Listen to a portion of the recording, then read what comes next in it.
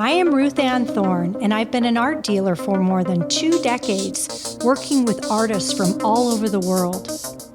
I've always wondered, do artists create from within, or are they influenced by their surroundings? And why do they choose where they live? What do they get from their environment? If they were to live somewhere else, would their art be different? These are the questions we will answer as we explore cities across the country in Art of the City.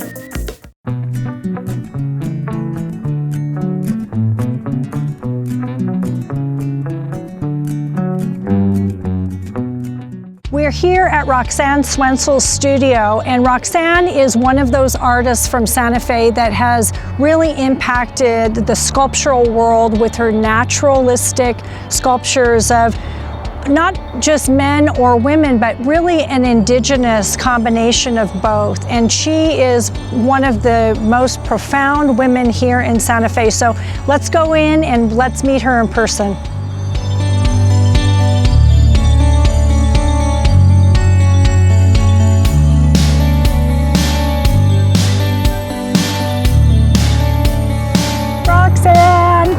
I'm so happy to be able to come to your studio and talk with you. So what was it like growing up? Did you grow up with both mom and dad, or what was your background? My background is my mother was Santa Clara Pueblo, and my father is of German descent. Okay. How did that affect you when you were in school? There was a lot of pain about fitting in, not fitting in. And trying to find out who you are. You know, given that my tribal inheritance was very damaged from the genocide and everything that was done, it was handed down to me on that side. And so there was a lot of hurt and pain that had to be worked through there. And then I never fit in my father's world because I was too brown. Yeah. So they just saw me as, they didn't know what I was. They figured I was a Mexican or something. So I was just other. So I was not welcome in that side of the world. So that was always difficult.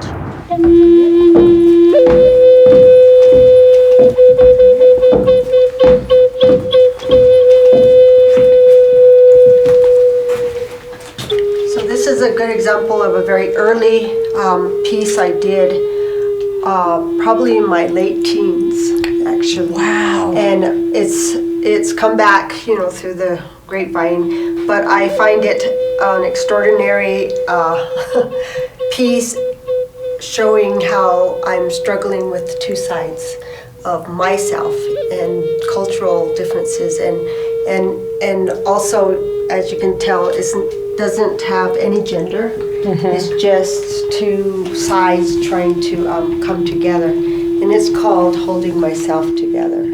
Did you use the art as a child? Do you ever remember any art pieces that you did that were an expression of what you were feeling at that time? I am forever grateful that my mother handed me clay as a child, because I struggled a lot with language.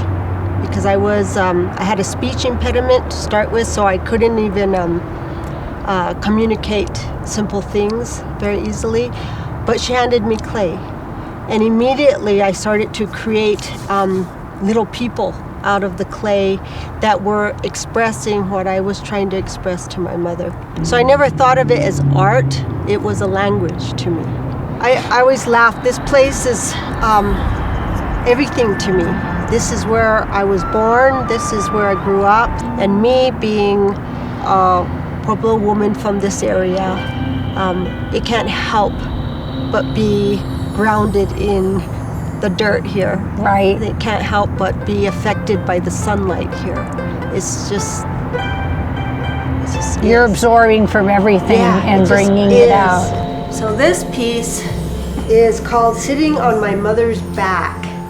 And it's a piece I did about our relationship to Mother Earth. I do a lot of female figures now that represent the Earth herself.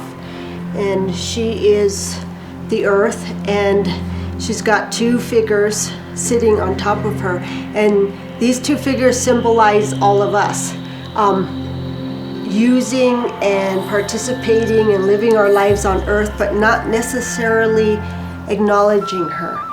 And she's a little forgotten, obviously. She's not being recognized or loved or honored very much. He's sitting here sort of pompously holding his apple. It's a reverse on the Eve. He's taking, the fruits of her labor and her what she has to give, and even is clothed with her hair and acting as if it's all his, when it's really, it all came from her. Wow. So that's a statement on, let's remember again where everything we have comes from, and give her real recognition and honor for that. Art, to go sell art, is a very Western way of thinking. In my culture, you didn't make art to go sell. Right. That's a Western thought. So I took advantage of that in a way, and going, I'm going to take what I learned from my Indigenous culture, and I'm going to put my art out in the Western world, but it's going to have a message that comes from this world over here, trying to bridge that gap. I think that's beautiful, and that's why people really respond in such a deep way, when they look at your work. Maybe, and also it's emotional. And It's everybody, very emotional. That's the one thing I found out, that all humans have one common language, and it's the emotion. What an incredible journey we just took with this amazing sculptor. Roxanne really brings the whole spirit of Santa Fe alive, and I love the fact that her whole essence of who she is as a sculptor comes from the earth. It comes from who she is as a Native American woman, and she's just profound in every way. It was just a wonderful time.